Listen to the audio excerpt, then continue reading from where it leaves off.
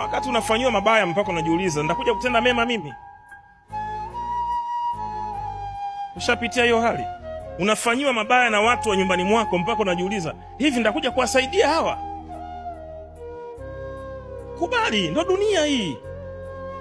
Ukiwa mfupi utasemwa, ukiwa mrefu utasemwa, ukiwa mpana limepasuka limenenepa kama boko, ukiwa mwembamba huyu atakuja kuanguka huyu, ukiwa na macho makubwa unatoa hivi nakwambia hayo macho kama paka shume si paka shume, boko si boko, kengele si kengele, mbuzi si mbuzi.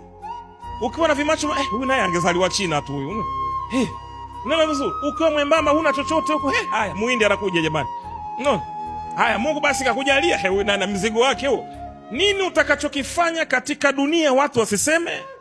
Miaka 10 iliyopita nilikuwa nalala chini mimi. Hakuna aliyesema Freemason. Na Lilian. Tunalala chini hapa.